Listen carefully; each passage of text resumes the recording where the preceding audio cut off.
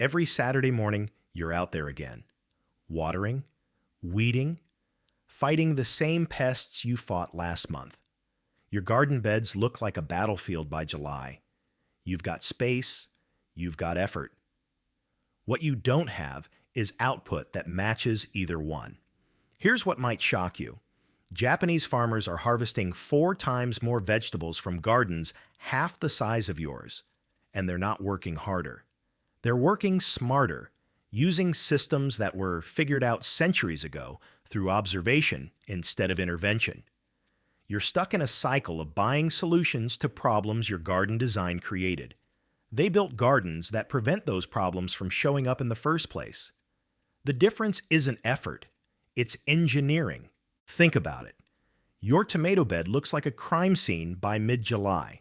You've got 6 plants spread out in neat rows, each one staked individually, each one demanding water every single day, and the soil between them is either baking hard in the sun or sprouting weeds faster than you can pull them.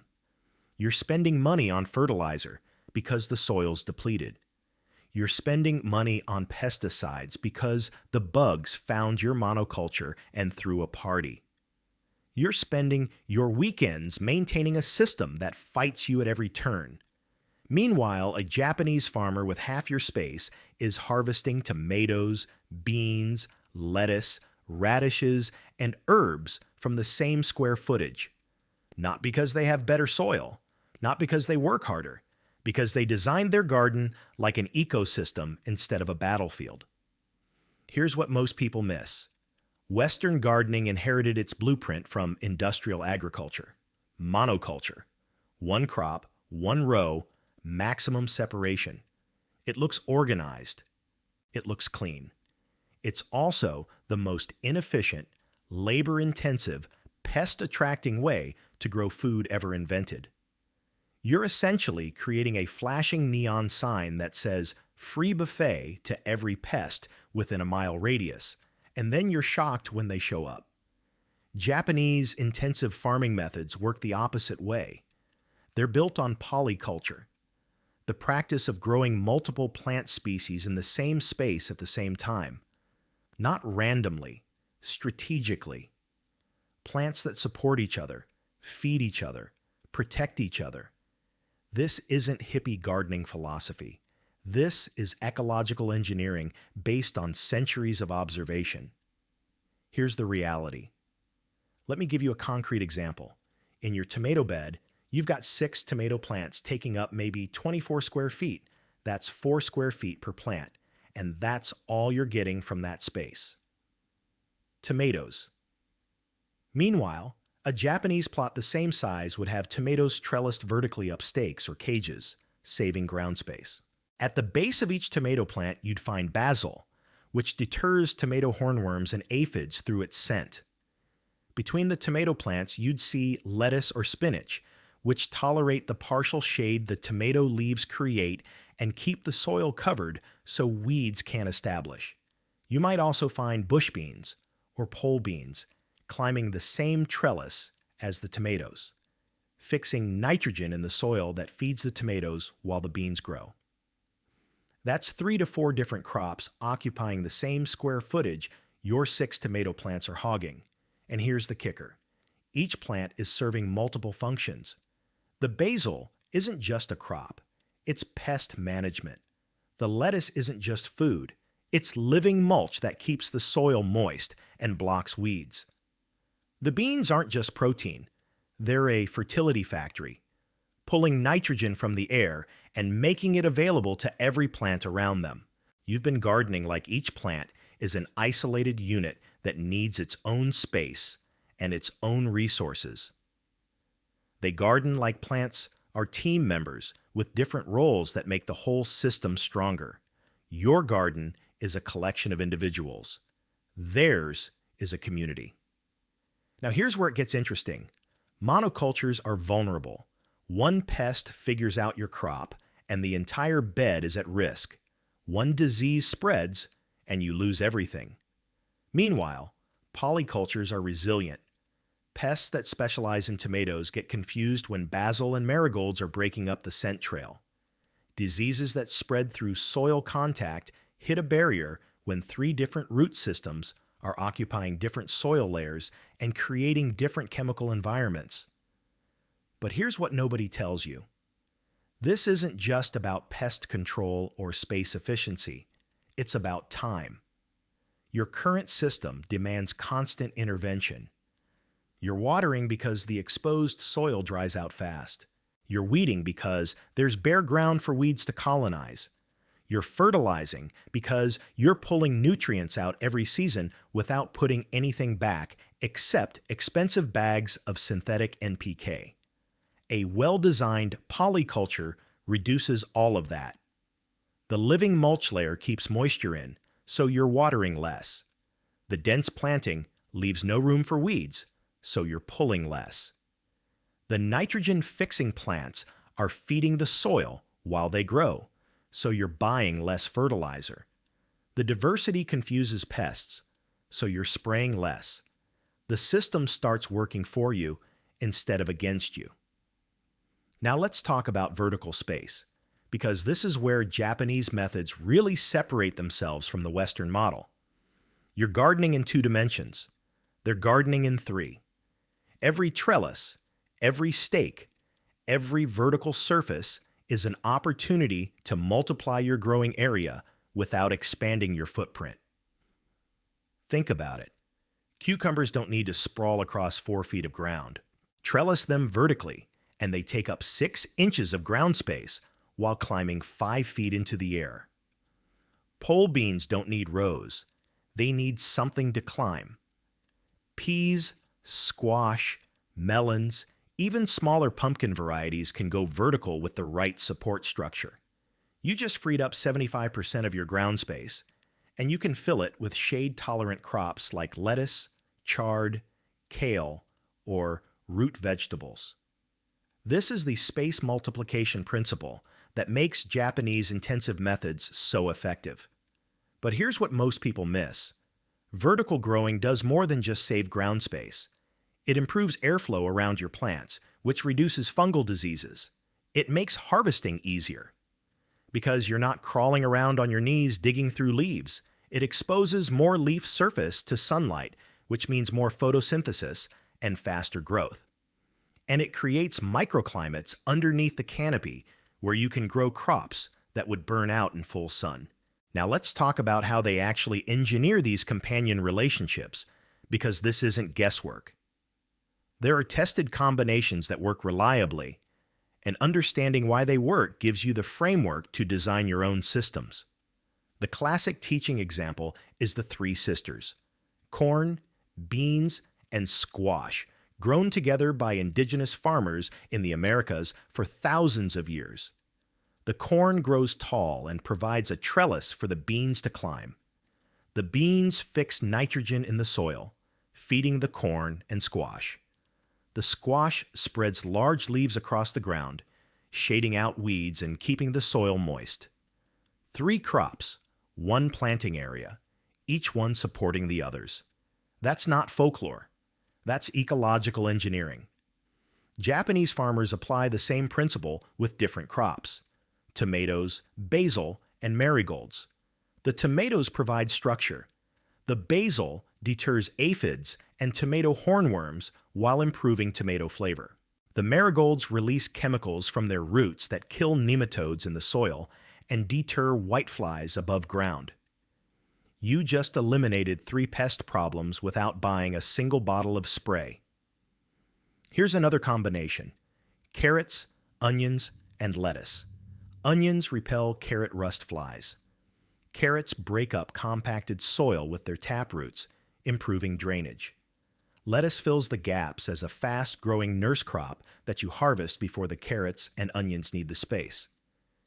You're getting 3 harvests from the same square footage across a single season. Or cucumbers, radishes, and nasturtiums. Radishes germinate fast and break up the soil, making it easier for cucumber roots to establish. Nasturtiums attract aphids away from cucumbers, acting as a trap crop, and their flowers attract pollinators that increase cucumber yields. You're improving soil structure managing pests, and boosting pollination all at once. But here's what really separates functional polyculture from random mixed planting. You're not just throwing plants together and hoping for the best. You're thinking about layers, timing, and plant functions. Tall plants that need full sun go in first. Medium height plants that can handle partial shade get planted around them. Low growing ground covers fill the gaps. Fast maturing crops like radishes and lettuce get harvested early, making room for slower crops like tomatoes and peppers to spread out as the season progresses. This is succession planting, and it's how Japanese farmers keep their gardens producing continuously instead of in one big flush. You're not planting everything at once and harvesting everything at once. You're staggering plantings every 2 weeks so that as one crop finishes, another is hitting its stride. Lettuce in early spring, then beans, then a fall crop of greens in the same bed. 3 harvests, 1 space, 1 season. Now here's where the system really starts paying you back. Let's talk about soil, because this is where most Western gardens fail completely, and Japanese systems build strength year after year. You're treating soil like dirt, a neutral medium you dump plants into, and then feed with bags of fertilizer. Meanwhile, they treat soil like a living system that needs to be fed, not just used. Here's the difference. When you pull a tomato plant at the end of the season, you yank it out, throw it in the compost bin, and leave bare soil exposed until next spring. When a Japanese farmer finishes with a crop, they chop it down and leave it right there in the bed. Chop and drop. The plant material breaks down in place, feeding the soil organisms that feed the next crop. The roots stay in the ground, creating channels for water and air while they decompose. You're building soil, not depleting it. This is in situ composting, and it eliminates the need for hauling wheelbarrows of compost from a bin to your beds. The fertility builds where you need it, when you need it, and because you're growing nitrogen-fixing plants like beans, peas, clover, and vetch as part of your polyculture, you're actively pumping nitrogen into the soil while you grow food. Your garden is feeding itself. Here's what nobody tells you about living mulch. Instead of leaving bare soil between your crops, you plant low-growing ground covers like clover or vetch that stay under 6 inches tall. They cover the soil, preventing weeds and moisture loss. Their roots host nitrogen-fixing bacteria. When you need to plant something new, you pull back the mulch layer, plant your transplant, and let the living mulch grow back around it. You just eliminated weeding and watering as constant chores. The system maintains itself. Here's where it gets interesting. These systems don't just maintain themselves in year 1. They get better over time. Year 1, you're establishing relationships. Year 2, those relationships are compounding. The nitrogen fixers have enriched the soil. The beneficial insects that prey on pests have moved in because you gave them habitat and food sources. The soil structure has improved because you've been adding organic matter continuously instead of mining it out. Your watering frequency drops because the soil holds moisture better. Your pest pressure decreases because predator populations have stabilized. By year 3, you're spending a fraction of the time you spent in year 1, and you're harvesting significantly more. This is the opposite trajectory of conventional gardening, where soil degrades, pest resistance builds up, and you're working harder every season just to maintain the same mediocre results. Now let's talk about water management, because this follows the same self-regulating pattern.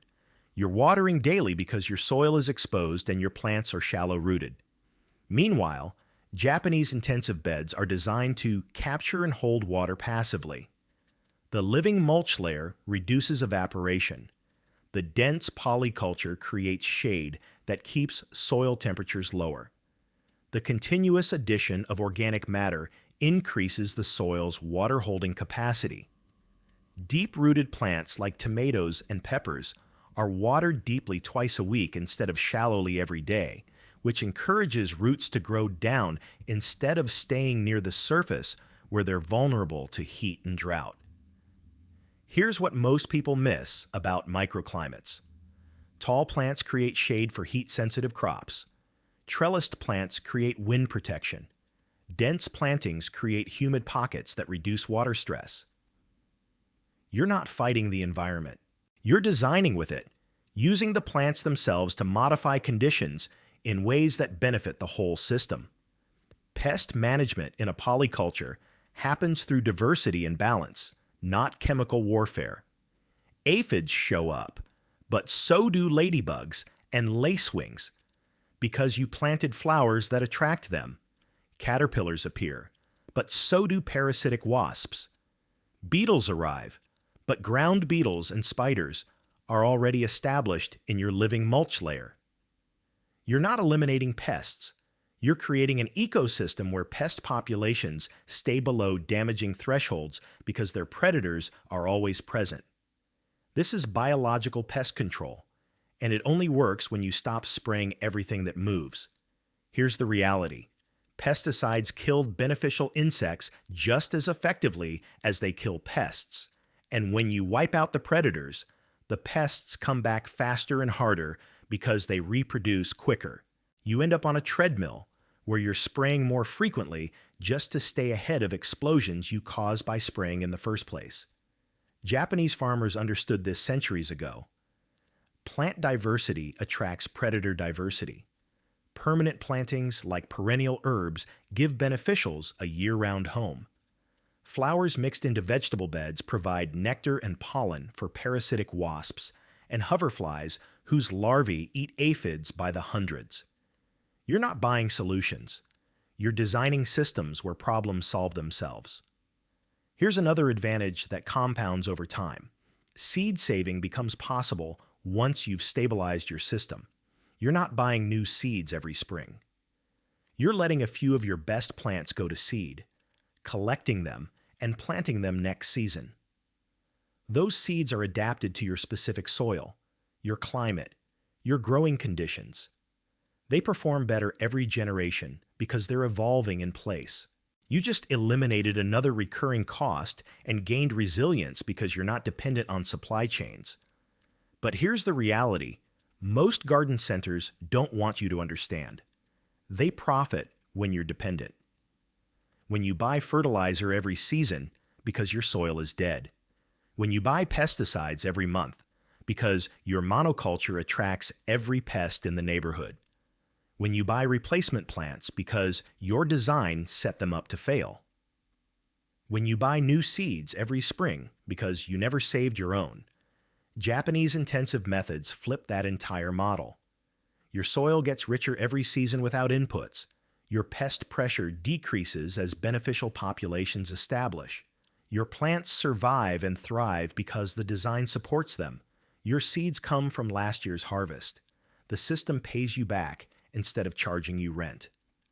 Now let's talk about scaling this to your actual situation, because I know what you're thinking. This sounds great for a Japanese farm, but I've got a backyard in suburbia, maybe some containers on a patio, possibly an HOA that loses their mind if I plant anything that doesn't look like a magazine spread. Here's what nobody tells you. These principles scale down perfectly. You don't need acreage. You can implement this in a single 4x4 raised bed. You can do this in containers on a balcony. You can even do this in a front yard if you design it to look ornamental while it produces food. Start with one bed.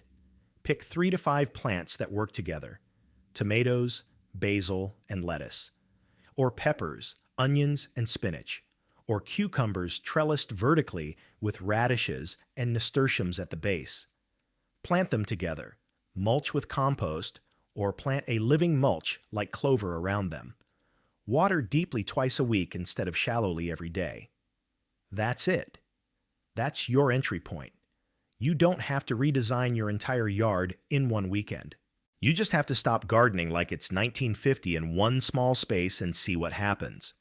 When that bed is producing more food with less work than your conventional beds, expand the system. Convert another bed, then another. You're not overhauling everything. You're testing, proving, and scaling. For containers, the same principles apply. One large pot can hold a tomato plant, basil around the base, and trailing nasturtiums over the edge. You just tripled your output from that container and reduced your pest problems. 3 pots together can become a mini ecosystem. Beans climbing a trellis in one pot, lettuce in another, and herbs in the third. They support each other even in containers. For HOA situations, or front yards, design it to look intentional. Trellised vegetables look like ornamental vines. Lettuce and kale come in colors that rival any ornamental flower bed. Herb borders look landscaped and professional. Intermix flowers with vegetables. And most people won't even realize you're growing food. You're hiding productivity inside a design that meets their aesthetic rules. Look, you can keep spending your weekends fighting a system that's designed to fail.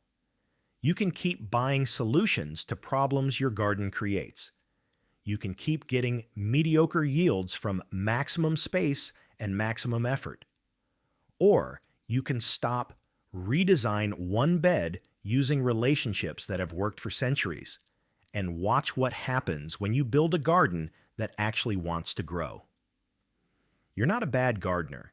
You inherited a bad system built on industrial agriculture assumptions that were never meant for small-scale food production. Those assumptions serve the companies selling you inputs, not you. Stop paying for Band-Aids. Build a system that prevents the wounds in the first place. Design it right once. Let the relationships establish. Watch your labor drop and your harvests climb. Reclaim your weekends. That's the difference between fighting your garden and engineering one that works with you instead of against